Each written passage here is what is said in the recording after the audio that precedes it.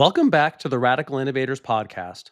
I'm your host, Frank Conju, and today we're joined by an absolute expert on the intersection of human performance and capital allocation. We have Matthew Breitfelder, partner and global head of human capital at Apollo. Apollo operates a dynamic ecosystem of companies, and Matt's role is unique. He doesn't just run HR for Apollo, he coaches the CHROs across nearly 70 portfolio companies in diverse industries. We're going to discuss how this unique perspective informs his philosophy on building modern high performance cultures. Matt will break down everything from the duty and craft mindset to the measurable impact of empathy and psychological safety in a results driven environment. If you want to understand how the world's most competitive firms are using HR to create alpha, that is, true outer performance, then this episode is for you. Let's dive in with Matt Breitfelder.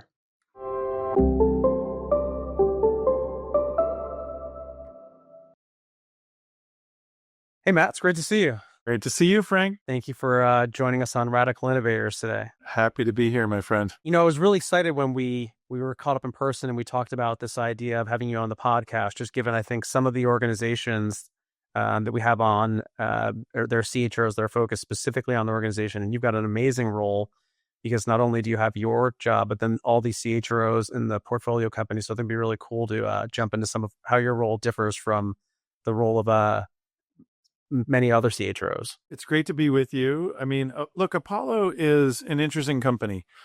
We're an asset manager and a retirement services company. So we have an asset management arm and we have an insurance arm, a company called Athene. And within asset management, our private equity business, all of our different private equity funds have about 70 companies in that ecosystem. And they range all across different industries, as you can imagine, from Michael's Home Craft Stores to Legendary Entertainment to Yahoo to ADT Home Security, lots of different types of companies.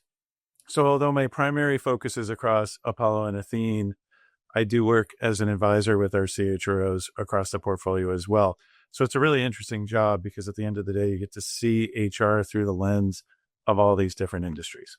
Yeah, different industries, and I'm sure different levels of maturity given the size and scope of some of these organizations. Yeah, exactly. At the end of the day, like HR is about solving problems, and that's what we share in common. All of the CHROs across the Apollo ecosystem is we're here to solve problems. At the end of the day, I think one of our most important jobs as CHROs is to serve as coaches to our CEOs, to the management teams, et cetera.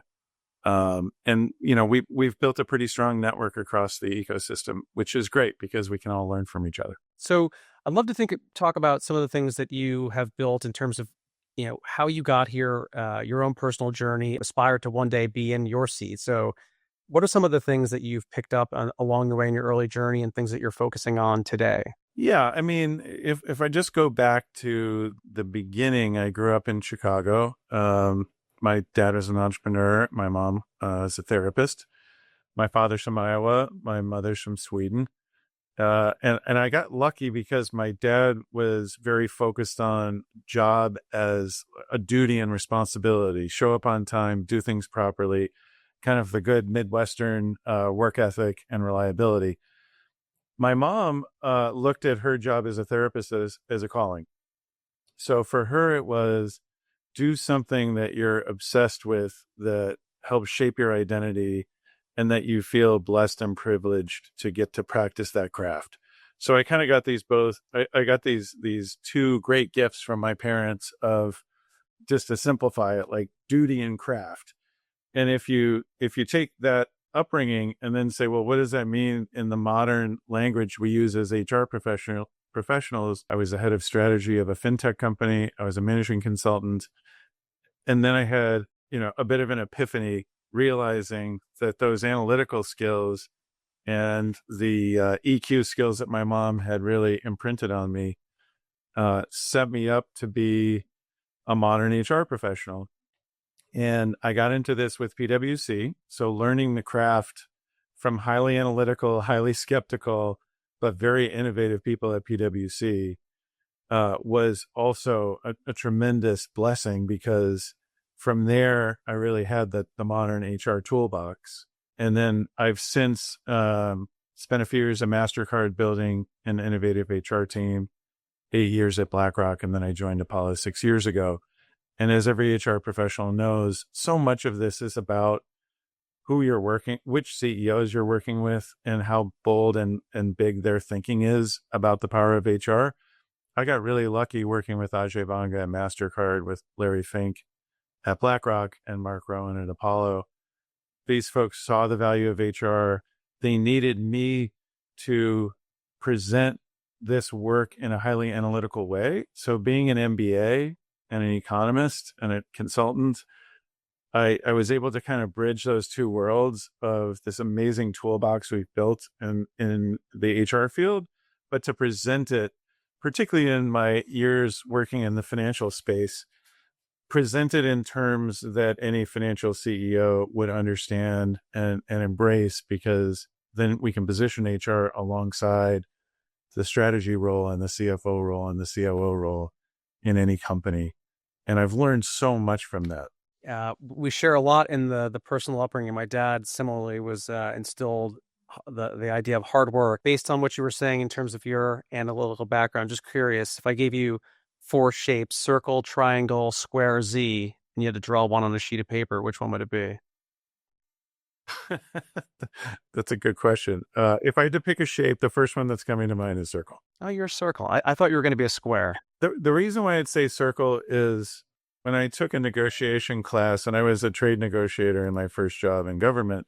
When I took a negotiation class in business school, my professor pulled me aside and he said, "You're an amazing value creator in a world of value claimers." And so I always think about that. And I think about that my ethos is, how do I keep increasing the pie and creating value in the work that I do? And I kind of look at it that way. And I approach it the same way. Circles tend to be out of the box, creative thinkers. So that's that matches there with you and your value creation. I guess so. I've already learned something from you in this podcast, which is awesome. I wrote down a square the first time, and then I realized there's a reason I was an accounting major originally. So figured out I was a bit process oriented. Love process. Process is really important. You know, you often talk about the role of leadership, and I think in our conversations you've talked about the role of empathy and how it's critical, but oftentimes it's missing. And if I think about some of the large organizations, without naming them, particularly in your space, COVID might have been an instance where empathy was quite low. Everybody was forced to come back to work quite quickly. Are there instances where you think about how you coach Apollo leaders to be more empathetic and how that translates into great outcomes, particularly around a stronger culture or people wanting to stick around the organization longer? Yeah, I mean, look, when I think about empathy, one of the articles that was somewhat life-changing and inspired me to go into the HR space was Daniel Goleman's article in HBR, What Makes a Leader? And I think Goleman captured the power of the emotional intelligence research from people like Peter Salovey and others, that when you really study and assess the most successful leaders in the world, IQ ends up being a requirement up to a certain point. But the characteristics that you see in the leaders who go the furthest is EQ. So I think the science behind EQ is really interesting and important. So when we think about empathy in the workplace, or we think about empathy in a high performance culture like at Apollo, this is part of achieving outperformance over a long period of time. And I think oftentimes, quote unquote, tough leaders can see, hey, these soft skills are kind of nice to have. Of course, that's important, but that's separate from how we drive the business forward. And I think what's changed, and certainly what I've tried to do throughout my career, is we actually know the soft stuff is the hard stuff, and emotional intelligence is critical to propelling a business forward. So how do you reframe that as not two separate things, but actually as one thing? It's part of the success of a leader. Another one, another book that influenced me a lot was the StrengthsFinder work from people like Tom Rath and Marcus Buckingham. And I'll never forget reading Marcus's early books on managers, where he synthesized it in the most beautiful way. Good managers play checkers and great managers play chess. Okay, that's interesting. We know from all the all the employee engagement surveys and the research on these surveys that you basically have an 80% failure rate in employee engagement, right? So only 20% of people in most companies rate themselves highly engaged on a scale of 1 to 5. So as an economist, I look at that and I say, hey, that's really interesting. Most people are not highly engaged, but more than 75% of the intangible value of public companies is about management and culture and about the market's belief that that group of people is going to be able to keep performing. And so just as an economist, I'd look at that and say, wow, let's go right into that employee engagement issue. And if you get that right, you're unlocking a lot of value. Let's take Marcus's not checkers idea, and then let's bring that into highly analytical environments like at Apollo and say, okay, guys, empathy is an unlock to the performance of the company. It's also a good way to lead as a leader whose people's careers are in your care. Both things are true. And what if you apply the same curiosity about the analytical components of your work? You apply that curiosity to the people who work for you, and you understand they're all unique. It's Maslow's hierarchy of needs. What is the unlock in each of these people that is going to help them perform at their absolute best? Empathy is just looking at the world through another person's eyes to try to understand them so you can actually coach them. And coaching is the key word, to be better and better and better than they currently are. At the end of the day, that's the manager's job. And so I try to approach the empathy conversation in a highly analytical way. I try to reframe it and try to help people understand that this is just what smart people who are actually really interested in long-term outperformance do. It leads you right into a caring place for all the best reasons. It's like caring is an unlock to winning, and empathy is an unlock to winning. The other thing about the COVID era is it was traumatic for all of us. We all have PTSD about it. But the strange blessing of COVID was that for highly analytical companies like mine, it just made it easier to have these conversations because you saw the human side of what people were going through. And managers needed to have those conversations with their people more than they ever had to try to understand, how are you? Are you okay? What are you going through? How's it going at home? What can I do to help you? That opened that conversation up where it really started flourishing in a lot of companies, including mine. And the key is, how do you keep that going? And how do you just make that part of the day-to-day experience? Of course, you should do that to be a good person and a caring manager for your people. Any good manager always did that. But the way you really instill it is, this is also about running a healthy, successful business. You can get there with either mindset, and why not try both? And to refer back to a previous episode, Michael Fricaro talks about the decency quotient at MasterCard, where you previously were. So I'm sure you've heard Michael talk about that. But to your point, it makes everything so much easier to make it be relatable to the people that you want to work for and drive performance with, when you actually do care about those individuals and showing that you do, right? And I think you get to those same outcomes, but in a better place. Absolutely. And I have a lot of respect for Michael. And I think the work he and Ajay did on decency quotient, we all can learn a lot from. At the end of the day, like, leadership is about followership. And guess who gets to decide if you're doing a good job as a leader? The people following you. And if your decency quotient is high, those people are going to trust you. Think about Patrick Lencioni's great work on 5 dysfunctions of a team. It's all trust. So where does high performance come from? It comes from trust. And what underlines trust? Vulnerability. And why would someone be vulnerable with you? Because they trust you, because they know you actually care about their careers and you care about them as a person. And you're curious about what their unlocks are, which is a mutually beneficial thing. I'm just trying to help you, coach you to do the best work of your life, to perform better tomorrow than you do today. And guess what? The path there is through empathy. When you don't use enough empathy, you are simply leaving value on the table for everyone. So, and that's a good point, and maybe a segue into the next question around Apollo being a high performance culture. And with that, the best leaders need to have empathy. But how are you balancing this drive for performance and excellence and fostering this culture of psychological safety and driving well being in the workplace? Great question. I like to frame it, Frank, as a modern high performance culture. And one of the other books that really influenced me was Jim Collins' Good to Great.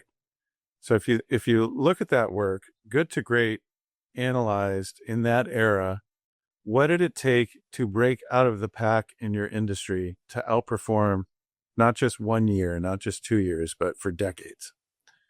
At the end of the day, what a great way to look at our role as CHROs and advisors to CEOs. What is the point of all of this? The point of all of this is to help your organization be great and to be great over and over and over again. If you look at Collins's work, Level 5 Leadership, which another great HBR article, distilled the behaviors of the CEOs that outperformed for decades around two things: fierce resolve and humility.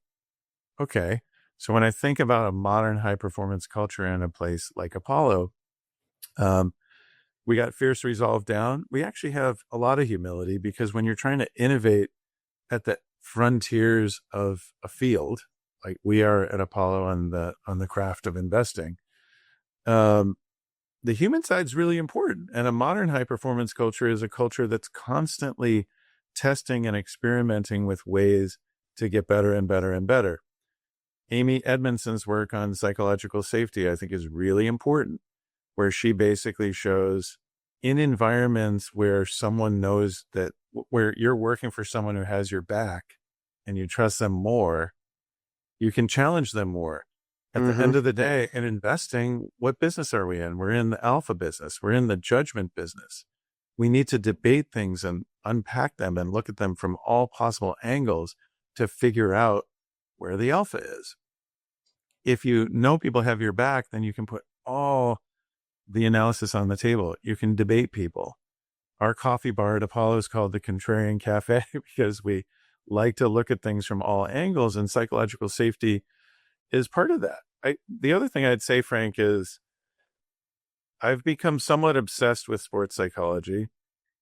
I write Harvard Business School case studies as like a side hustle, because I always want to be a student of great organizations. So looking at this, looking at what it takes to be great. And in one of those case studies, we went deep into sports psychology. What do you see there? You see in the NFL and the NBA, you see the best teams whose only goal is to win consistently and perform at the highest level over and over and over again. These are tough environments similar to the industries, the competitive dynamics we all face in our industries. Guess what they found? That the mental game is a huge unlock of performance on a basketball court or an NFL field. Huge. We're talking mindfulness. We're talking positive self-talk. We're talking positive visualization. We're talking getting more sleep. We're talking about nutrition. We're talking about all those things that in a lot of companies would have been made fun of a few years ago, and a lot of sports teams would have been made fun of a few years ago. Now everyone understands their unlocks. Every single professional sports team in the world has a full-time sports psychologist working on these issues. We're all over that at Apollo. Like, I love that. We're bringing in sports psychologists to introduce us to these concepts, because they give you a competitive edge as an individual.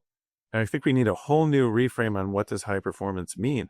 We don't want to just win a championship 1 year. We want to compete every single year for our entire careers.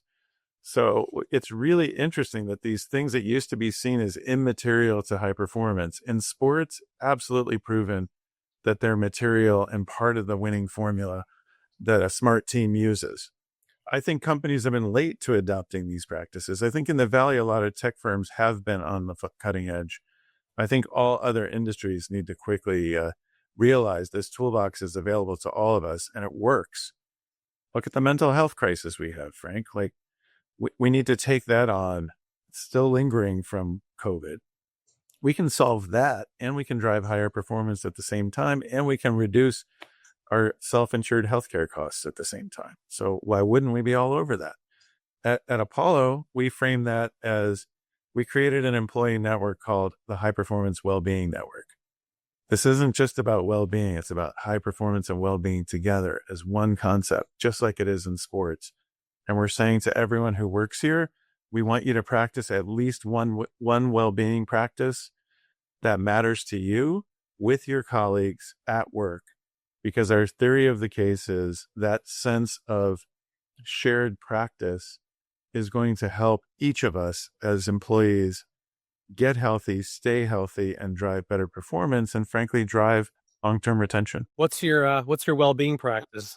So, one of my philosophy as the head of HR is totally agnostic about what people's practices are. We've got runners, we've got bikers, we got Pilates, we got people lifting weights, we got walking meetings, we got all kinds of different things.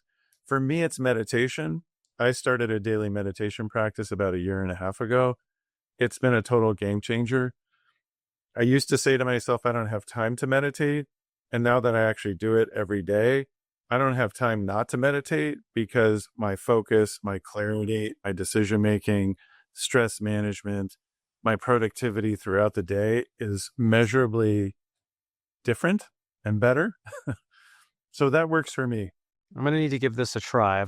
My friend David Landman is big on meditation, constantly pushing me to do it. In what ways you're leveraging any sort of AI or technology, and how you're doing this to drive better results at Apollo? Yeah, look, at the end of the day, I really do think about, obviously I've worked in investing for 15 years. So the concept of alpha, just for those who aren't aware, is, beta is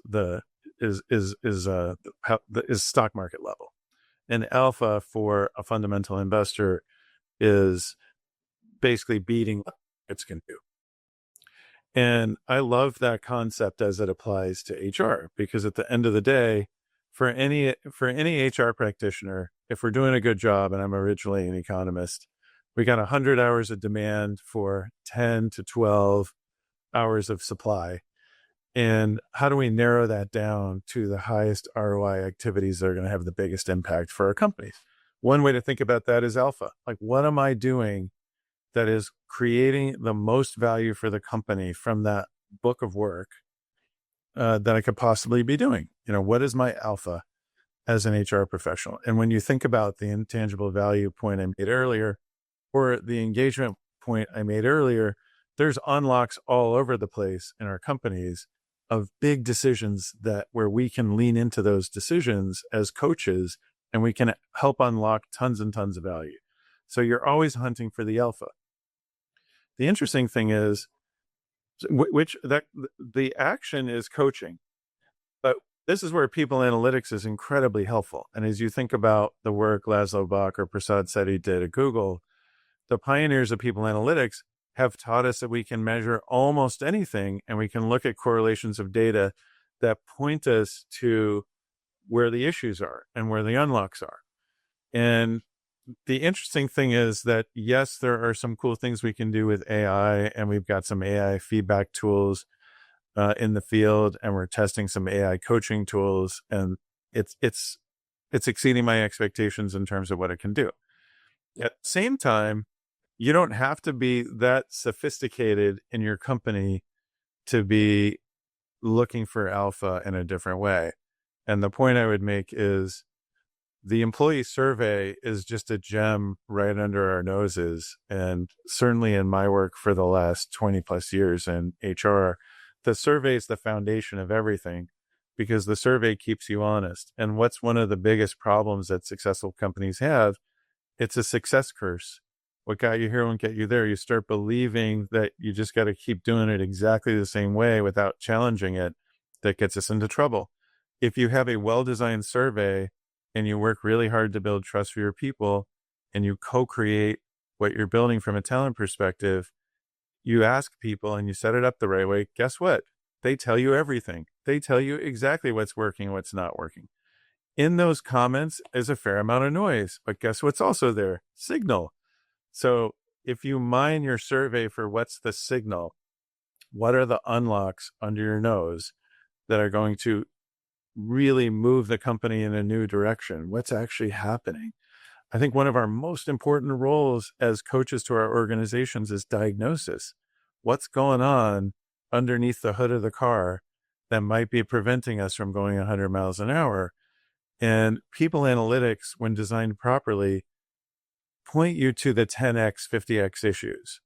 And then if you're really honest about the 10x or 50x issues, and I could spend all my day on X level issues or 10x or 50x, we know what the answer is.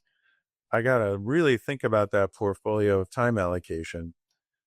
And I want as many of those higher opportunities as possible. The people analytics tell me exactly where they are. Sometimes I might need that if I'm paying enough attention, I'm building enough trust, and I've got enough understanding of what's happening on the front lines. But why not use all the tools? It's amazing, right? Just a tool that's been out there for so long, but now AI being potentially a bigger unlock to uncover what's in those surveys, right? I think a lot of people fill those things out and wonder, does anything get done with it? And now there is such an ability, particularly in larger organizations, to analyze those and act. Yeah, and AI on the surveys, like any good survey these days has built-in natural language processing, and they can do a lot of the analytics that we would have had to hire a lot of people to do themselves. And so the surveys themselves tell you what's going on. The key then, back to the earlier trust point, is, okay, so I'm a rule of threes person. After every survey, we talk to our company quite openly about, here's the three things you told us are going well. Here's the three things you told us you want us to focus on. I'm the walking suggestion box of the company. So if you have passion around the three focus areas, raise your hand and let us know what your ideas are, and let us know if you're willing to spend time in it. We find the senior leaders who are the most passionate about those three areas. We get grassroots, and then we give them a lot of space to propose and design new solutions. And we roll those solutions out across the course of the year. And then the following year, we ask for a feedback report, just like in school. How do we do? Do we get an A, B, or C? What do we need to do next? And then we're really using the survey to try to mechanize. Talk about your process orientation, Frank. Like, the process is beautiful. It's the Jim Collins flywheel. Like, how do you just actually routinize that so it becomes really, really effective? Like, you can't really miss anything if you've built enough trust. And you're just being authentic about it. You can't solve these problems that quickly, but people want to know that you're listening to them, you're taking action on the right things, you're being transparent, you're being authentic, and that they have a voice in fixing it. There's a whole movement in the HR field of these surveys are not helpful. And I take the other side of it and say, okay, for the next generation, literally everyone in their lives, from their Uber, their car service, their food delivery, like everything in their lives wants feedback. Everybody. But then you spend the majority of your time at work. Is work the only place that doesn't want feedback? That doesn't make any sense. So let's take an old tool and let's use it super well using all the modern technologies. Yeah, that's awesome. Well, I want to end on just one last question, because I thought it was really great to hear some of the stuff that you're doing personally and professionally around social impact, and just maybe one or two examples you might highlight of some of the work that Apollo is doing, and certainly some of the personal passions that you're doing in your hometown. I think citizenship is a huge part of the employee experience. One of the things that we see in the next generation is the best talent has a high sense of purpose and wants to know that their companies kind of become a platform for their sense of purpose, both in terms of what the company does. And we're in the asset management business and the retirement business, protecting the income of retirees around the world. So we want to talk a lot about that and tune into that. But on the other side, we want everyone in our company from a citizenship perspective, and we expect them pick one thing across a menu of a lot of volunteering opportunities to just get out there, roll up your sleeves, and make a contribution to our communities. That's an important part of our identity. The second thing is we created something called the Apollo Opportunity Foundation, which is all about expanding opportunity for a broader and broader group of people into the Apollo ecosystem so they have a shot. The interesting thing when we designed this and they have a shot in the same way that like all of us, someone took a shot on us at some point in our careers and opened a door that otherwise wouldn't have been opened, that made a huge difference to our careers, to our livelihoods, to our families. And we want to be in the business of making those opportunities available for other people through this foundation. And that it's very egalitarian in the sense that any employee in Apollo at any level can pitch an idea. And we've empowered a grants council of employees across the company to decide which ideas get funded and which don't. And one of the twists we put on it is in private equity, we have a concept called a deal team. So when you're a private equity investor, a group of people, when we buy a company, will spend the next 5, 6, 7, 8 years of their lives helping that company get better and better and better. So we own the Venetian Hotel in Las Vegas, the largest hotel in America. We got a deal team in there helping that hotel thrive. We're renovating the hotel. It's next to the Sphere. Like that deal team is obsessed with helping every element of that hotel. So we take that concept and we move it over to the foundation. And we say, if you want to get your idea funded, you've got to recruit a group of passionate people who are obsessed with that topic and want to move into that nonprofit and help consult with them and provide the same type of brain power we do for a portfolio company to the world of nonprofits. So we now have 25 grantees all around the world. Organizations like Girls Who Invest is a really good example, which is dedicated to helping more and more women get into the craft of portfolio management and investing. We've got a deal team of people who are really fired up about that issue and want to help expand opportunities to women who are interested in the space. And as I said to the CEO of Girls Who Invest, we're moving in. So if you want funding from us, like you get our brain power too, because we're super excited about this topic, myself included. I'm on the bat phone, whatever we can do to help you crush it. We've done that 25 times. We've also done that with something called alt finance, where we partnered with 2 competitor firms, Ares and Oaktree. And we said, we want to create a pathway for HBCU students who are amazing, who want a shot in alternatives investing. We want to expand opportunities for them too, to come compete for jobs in our companies. We got together with those 2 competitors, with the Wharton School and with MLT. And we said, okay, what do people have to know to level the playing field so they can compete with the best students from Wharton and Chicago and Stanford, MIT, and Georgetown? We disaggregated it, and Wharton's teaching them the content, and MLT is coaching them, and they're competing for jobs, and they're absolutely crushing it. And our attitude is, you have no obligation to work at one of the 3 firms. We just want to bring more and more great talent into the industry. And then the last thing is, we're very focused on how do you build the best partnership in financial services for our partners who are the senior leaders of our company. Doing a whole bunch of things to make that an amazing experience. But one of them that I'm the most proud of is every partner at Apollo has been asked to serve on at least one nonprofit board on an issue that they really care about, because we want our partners, almost for our own leadership development, knowing that Apollo's got our backs to go do something we really care about. And then again, to create more flywheels with our people. So our talent can see us doing that. We can become better leaders. And our company is saying, we're forcing you. We want you to go spend time. And we're not even going to tell you what the topic should be. It should be whatever topic matters to you. For me, it's education. So I'm on the Lumina Foundation board, where we're upskilling the country. I'm chairing the AI and Future of Work task force at Georgetown. So working with the university on AI, I'm learning a ton. The Aspen Institute on Social Impact. I'm helping with a modern new high school of the future and that my daughter attends in Connecticut, where I live. That's my passion. And you know what happens? The fact that my boss is asking me to do that, I'm bringing ideas back to work. I'm pulling in my colleagues. It's teaching me about where the world is going for my own development. It's just the greatest thing ever. I could talk another podcast about how cool this idea is, but I would just encourage anyone listening that this is about leadership development. It's about social impact. It's about what the next gen cares about. And frankly, it makes the company more successful.